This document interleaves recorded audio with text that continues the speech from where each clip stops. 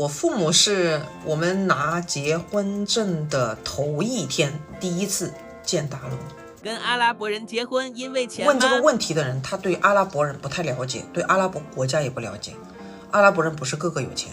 我跟我老公结婚的时候，我都不知道他干嘛。你看我们结婚都是在国内结婚，都没去过他家里，他家里具体做什么我都不知道。只是确认一点，他不是个渣男，而且他很善良，三观比较合，仅此而已。认识他之前在卡塔尔生活过，那个时候我又年轻，身材又好，我想嫁一个土豪真的太容易了。真的不是头顶一块布头顶我最富这个说法，看一下我发的视频吧。我老公去买菜的时候，卖菜的都是头顶一块布，海鲜市场里面全是男的拎着那个白袍子，拎着在里面买菜的，你们知道吗？这都是头顶一块布。在刻意美化沙特吗？如果你觉得我是在美化，我也接受，我不接受我在丑化他。就很简单，就是如果有人丑化中国的时候，我也会一样的提出质疑。我会刻意的美化吗？我不会，因为毕竟1000多个视频，1000多个作品，我不可能花这个时间和精力去摆拍，全部都是自己生活中历历在目的一些东西。我总不能说啊，老公，我今天想拍一个沙特阿拉伯穷人，能不能把我带到穷人家里去，拍一下他们家里有多穷？有吗？有。那我干不出来这种事情。还有你要相信一点，其实任何一个地方的生活美化丑化都不是一个博主一个视频能解决的问题。如果细水要长流，只有自己的生活持续更新的情况下，你才会持续。父母怎么同意你们结婚的？涉及不到这个问题，因为我们是先斩后奏。对，你知道先斩后奏的意思吗？就是我们先安排自己，然后通知他们，对吧？对，就是先把这个事情干了，办完了以后通知你们，是这样的。背景太不一样了，所以双方的父母能支持的概率很低。对，而且我跟你讲，我一开始我以为我家里人会有反对，有点担心这个。你太不了解你妈妈了。我妈妈还跟我说，为什么没跟我们说了，我们参加你们婚礼。在谈恋爱的时候谈了1年多啊，对，没有人知道我们谈恋爱，真的偷偷摸摸，偷偷摸摸。国内拿了结婚证，办了酒，等我怀孕了3个月的时候，他们才知道。就是我胆子也挺大的，男方家里我胆子更大好吗？你的胆子难道有我的胆子大吗？首先第一，我没有去过你家，我不知道你家里的情况；第二，我不知道你那边到底有没有老婆；第三，但是我已经办了那个单身证明。单身证明哦，对，单身证明不办的话，我们这边结婚证也拿不了啊。是，对。我父母是我们拿结婚证的头一天第一次见大龙，我需要户口。户口在我爸爸那里，所以呢，必须得把他带回去。我周围的所有的人都很发懵，都不知道我在做什么，思考说你是真的还是假的。我就跟妈妈视频，他看到手里有戒指，然后我就这样，他看到那个结婚戒指，我说没有什么，他说你是骗子，你说了有个戒指是不是结婚戒指？在阿拉伯很多人跟他说，大龙肯定在上海已经有老婆了。后来大家都熟了啊，就说如果当初我们要通知他们，可以邀请他们来中国一起参加我们的婚礼，就完美了啊，挺遗憾的，是不是？对，所以呢，就是不要先斩后奏，我们不提倡，好吧？沙特阿拉伯人真实的婚礼是什么样子？这一期的信息量是有点大的啊。大龙的大侄女刚刚举办完她的婚礼，这就是婚礼的现场。之前我也分享过他们的一个订婚仪式，大概是在1年前。新郎和新娘也是亲戚，像这种亲上加亲的，在大龙家里，甚至整个沙特这个国家来说的话，都是非常普遍的现象。大龙家里除了大龙和他的五姐这2个人以外，所有的人都是嫁给了自己的表哥，然后娶了自己的表妹，是这种情况。他们那边是不可以跨辈分的，也不可以是直系。那么如果是同辈都 OK， 在婚前做一个那个基因检测。我相信很多人看到这个地方都会有一些震惊，其实跟我刚开始知道的时候是一样的，我真的是被震惊到了。但是我去了那个国家了解了以后，我发现真的他们也只能在自己的家族里面去寻找适合自己孩子的配偶，他们的渠道是非常少的。而且沙特这个国家，你不去先订婚，你是不能谈恋爱的。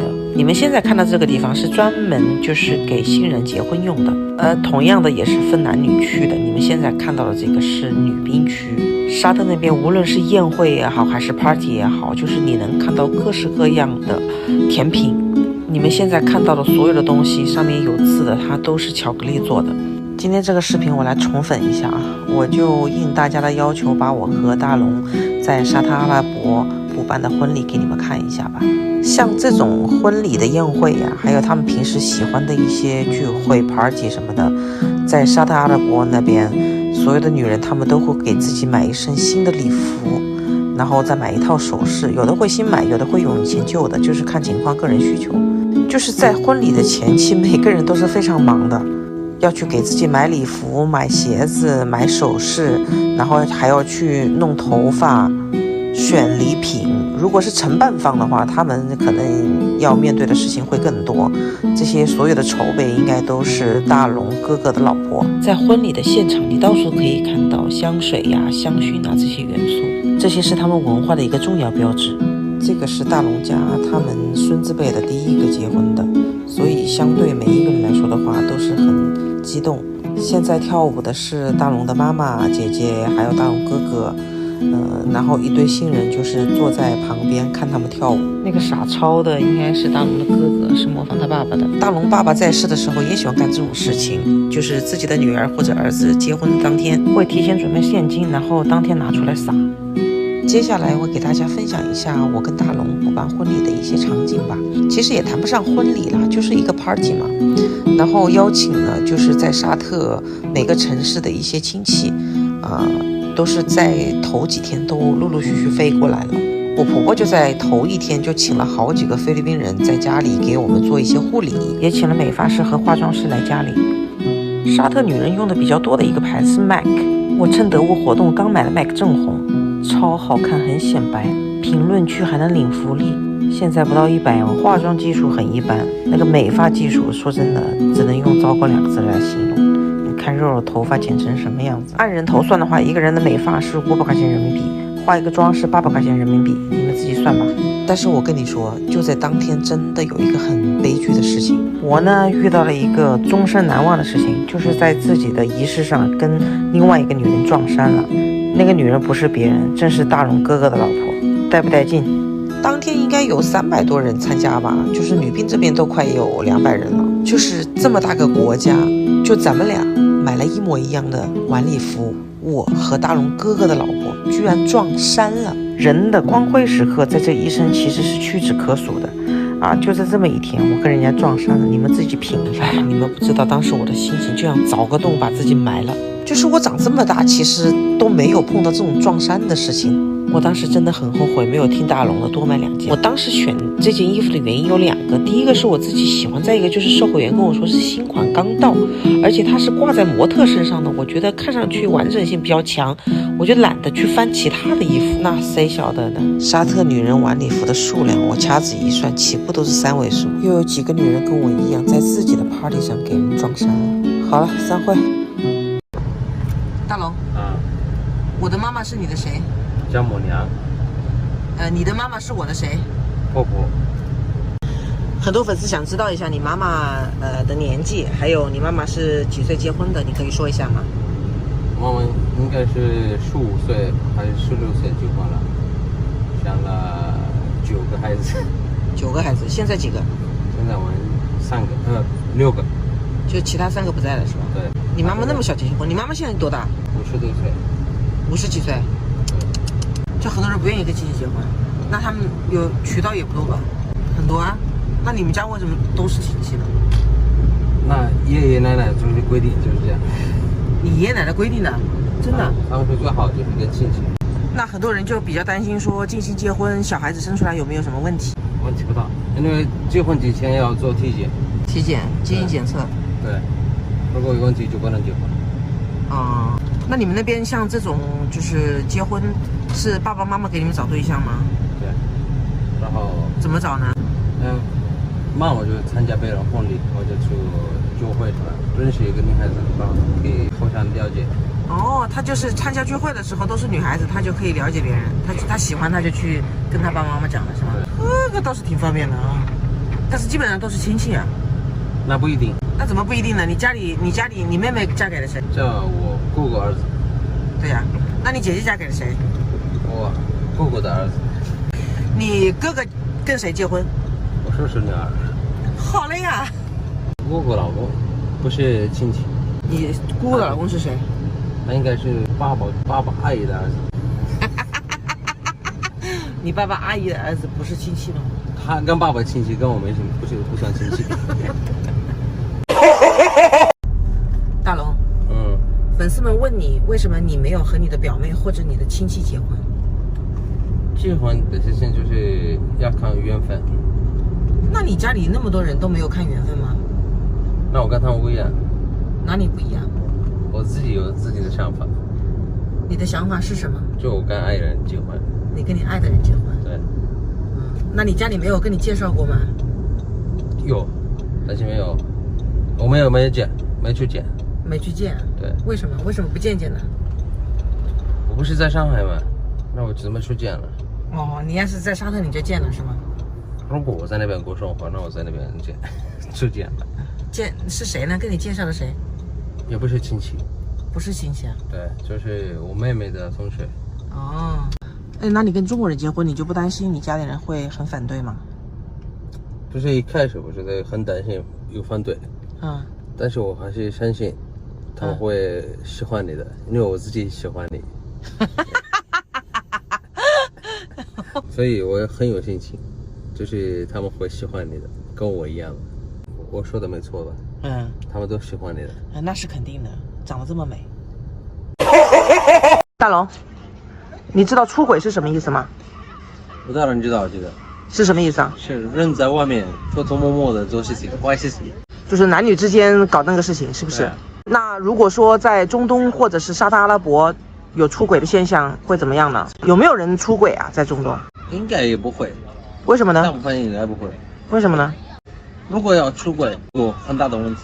比方说，如果是男的跟那个做了坏事情，比如说认识一个女孩子，那个女孩子已经结婚，所以他们两方都已经结婚了。警察把他们抓了的话，他们要坐牢。然后第二就是后面，考虑就是什么，把石头打他们到死。如果他们两个人就还没结婚，后面必须得结婚。好，我捋一下，也就是说，结了婚的婚内出轨，就会被石头丢死，是吗？对。那如果是两个人都没有结婚，弄在一起了，就必须得结婚，是这个意思吗？有警察把他们抓了呢，必须得两个人要结婚。哦，那怎么会一天到晚有警察去抓这种事情呢？万一有人报警或者什么呢？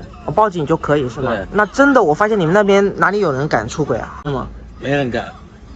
出轨会死是这个意思吗？对，而且你看，我们如果是一男一女要9的，必须得有一个跟身份证一样的家庭身份证，就是说明就是已经结婚了。我觉得这个还是挺好的，很受保护。对。所以你这一辈子都不会出轨，对吧？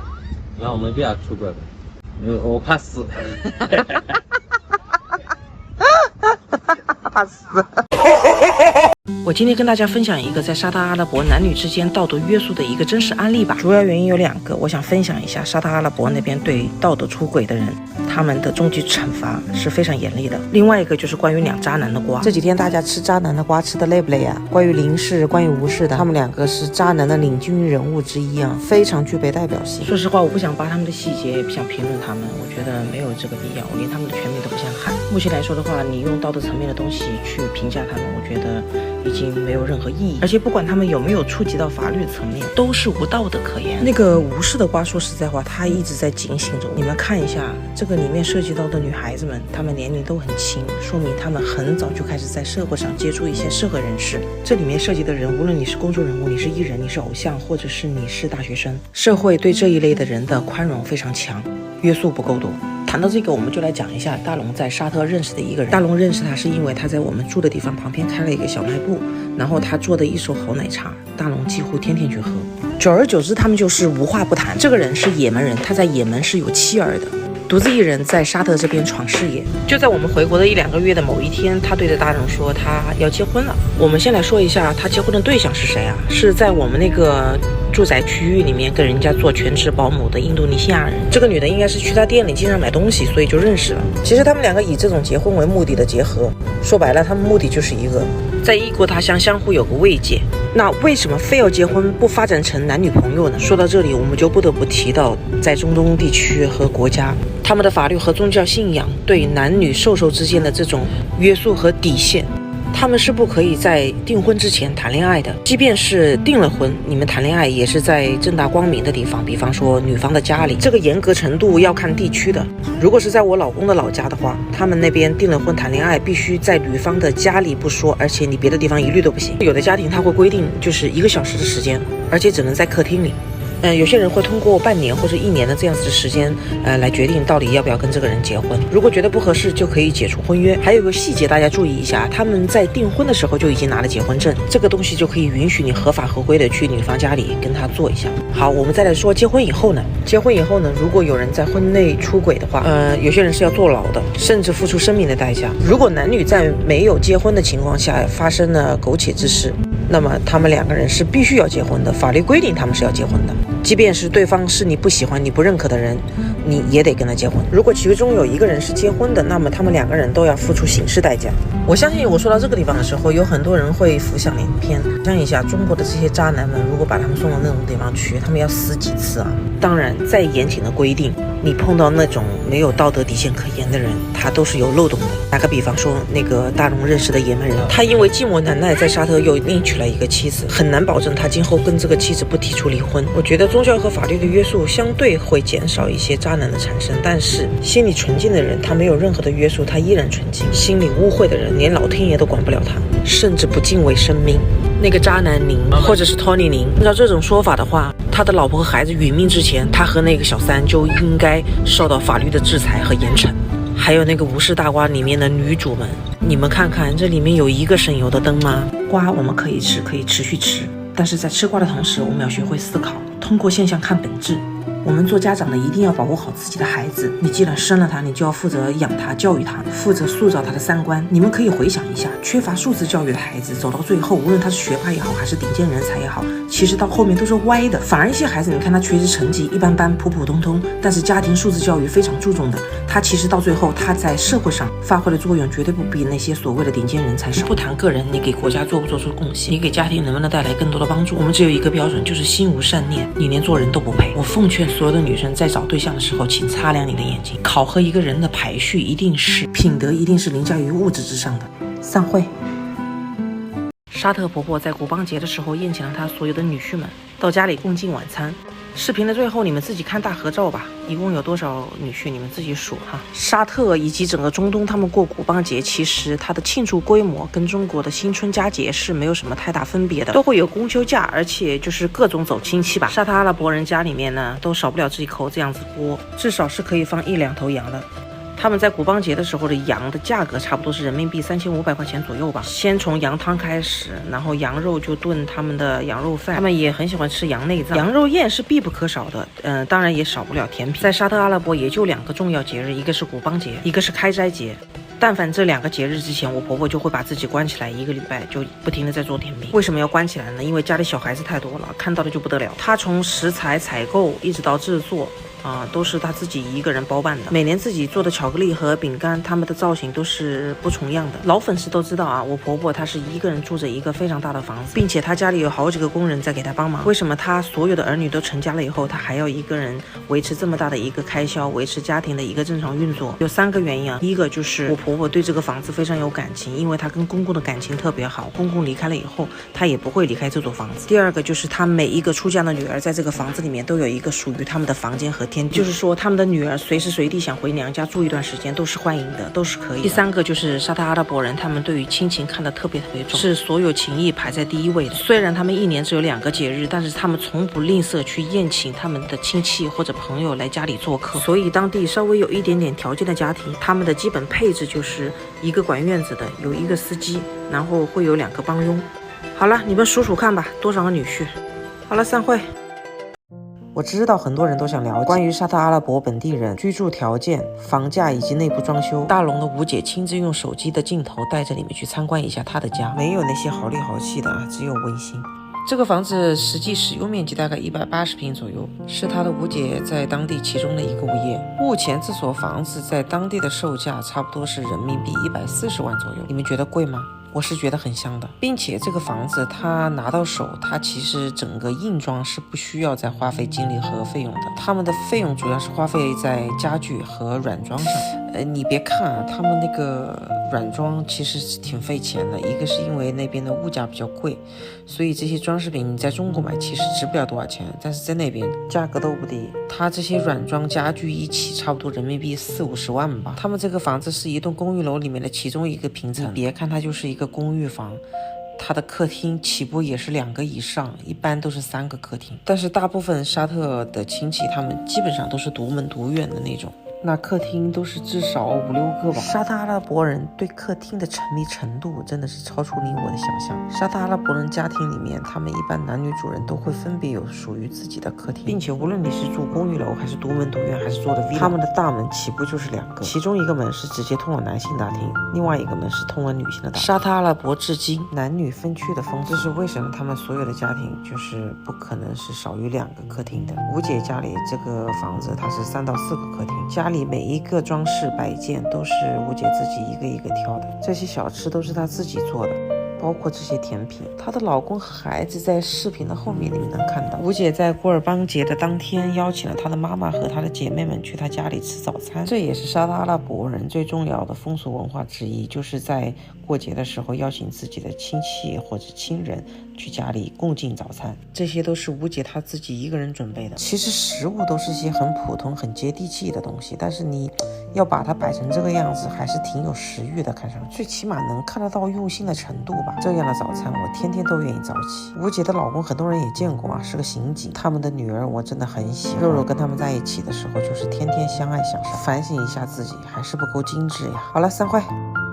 我不知道是不是所有人都了解，在沙特阿拉伯是很多家庭不会养宠物的，没有人会去养猫猫狗狗，狗我几乎没见过，猫都是野猫，但是大家都会定时给它们去投食。如果我们想看狮子、猎豹和猎隼，还是乖乖的去动物园观赏。所以我们今天就来兑现回国前给肉肉的承诺，去一次长隆野生动物园。这样的园区在沙特乃至中东其他的国家和地区，小朋友几乎没有接触的可能性。今天就让大龙和肉姐好好的体验一下。哎，这不都是小朋友最喜欢做的事情吗？坐上心心念念的小火车，火车的每一次前行都把他们带到了不同的动物身边，可以看到非常多的野生动物，澳洲的袋鼠，成群的骆驼，还有超级可爱的大象宝宝和他的妈妈，狮子、老虎、棕熊，应有尽有。这些只能从绘本里面看到的小动物，有的还可以和小火车一起漫步。我作为一个成年人，当我看到这些动物和我们如此亲近的时候，我也被震撼到了。我也是第一次感受到我女儿是如此快乐。当我看到她的眼睛放光，沉浸在这个快乐的世界里面，我很庆幸自己做了这个决定，从上海飞到广州去长隆野生动物园。庆幸因为我的女儿让我看到了中国还有如此可爱的角落。你别说，除了肉肉，其实我和大龙也很开心。在我们小时候也没有什么机会这么近距离的接触那些动物。带孩子进园呢，一定要给孩子多准备2套衣服和小电扇，小推车也是一定要有的。如果你没有带的话，可以去园区租一台100块钱的样子。到了吃饭的点，我们就去了熊猫餐厅，那边也贴心的为儿童准备了套餐，并且你可以边吃边看熊猫。吃饱喝足了以后，就可以去熊猫馆观看世界上唯一的熊猫3胞胎。熊猫是中国的国宝，所以我希望大龙和肉姐能够通过熊猫科普课堂对我们的国宝有更进一步的了解。我们带着肉姐去看了那个考拉，这些考拉厉害了，他们是6世同堂，真的实在是太猛了。出来以后，我们就顺着路去找了坐缆车的地方。坐缆车我们选择的是30分钟的。其实我是有恐高的，但是我又希望肉姐有一个更好的体验，是选择了透明的车厢。坐上缆车，俯瞰脚下，美景一览无遗。大家有没有觉得有时候想带孩子出去转一下，亲子一下都不知道干嘛，想选择这种园区的地方玩一下，又怕自己时间不够或者太累。但是真的，当你们决定去的时候，你会发现在这个过程里面，这一切都很值得。看着他们沉浸在欢乐的氛围当中，随着音乐的节奏一起狂欢的样子，再忙也要陪孩子去旅游。暑假是最好的亲子时光。我的路线是做过攻略的，赶紧收藏起来。好了，散会。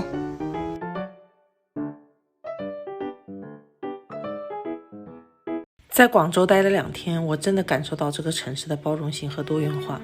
你看，这一大早大龙就准备带着我们一群人去吃个阿拉伯早餐。据说啊，这个餐厅是个土耳其人开的，由于淡了不少，很多人进不来嘛。平时这个时候我们去的话，应该是没位子吧？现在就是空空荡荡。视频的后面你们还可以看到，在广州只有阿拉伯人才去的一个餐厅。大龙说这家早餐店其实以前去的也只有阿拉伯人，而且位置很难订。沙特阿拉伯的早餐灵魂就是来一杯红茶，但是里面必须要放很多糖。放多少呢？就是个人喜好吧。大龙像这种杯子，它的起步应该是3到4包。我看的内脏疼。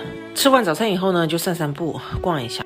陪大龙去买个眼镜，因为实在是太热了，我们就回酒店喝个下午茶。趁着他们喝下午茶的功夫，我去消失一会儿。大龙跟我这方面的默契还是挺好的，因为他也清楚我有时候偶尔需要一下自己私人的空间。我这个人什么事情你都能耽误我，但是你千万别耽误我护肤。很多人都发私信问我关于这台雅萌美容仪的功能，用了1个多月的时间我才来跟你们分享呢。它的功能是非常强大的。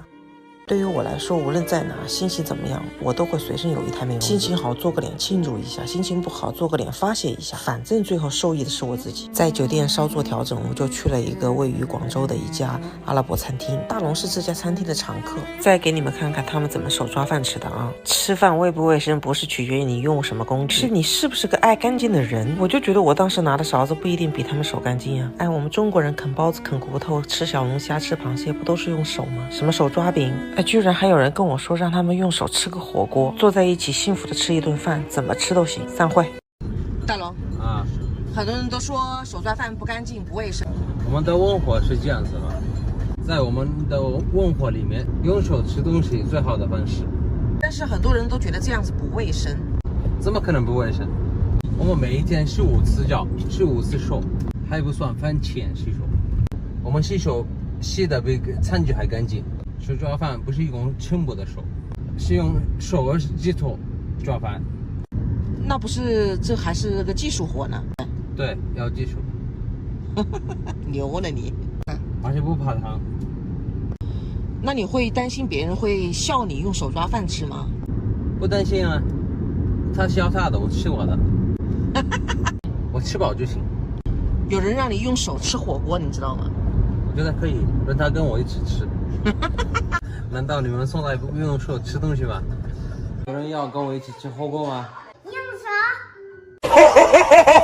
你是不是偶尔有这种念头，想把孩子老公都撇下，不管不顾任性一回？会不会偶尔去羡慕那些打扮得体的女性，坐在一起天南地北，时不时感叹曾几何时你也是这么的潇洒？我会。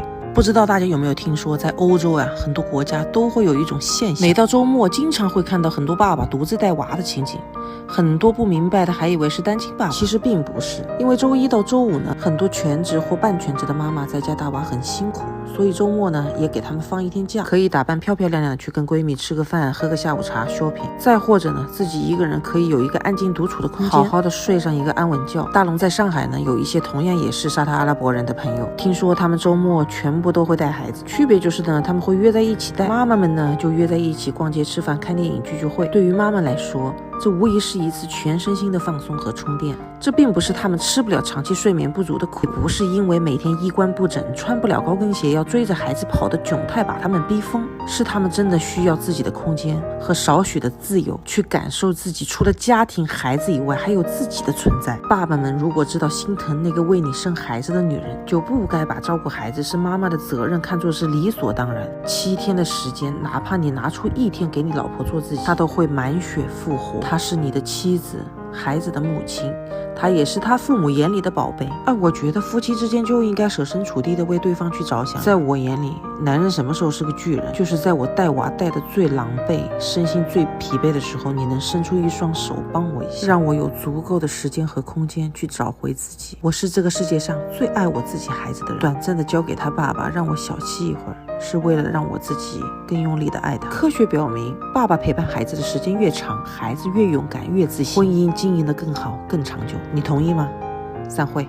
大龙，粉丝问你身高体重。1.76米。说什么？然后呢？多重啊？多重那不要说了。快点。82公斤。还行呀。然后在沙特阿拉伯男人眼里，什么样子的男人是帅哥？30岁。为什么是30岁？什么是30岁？在阿拉伯30岁已经就是成熟了，已经懂事情。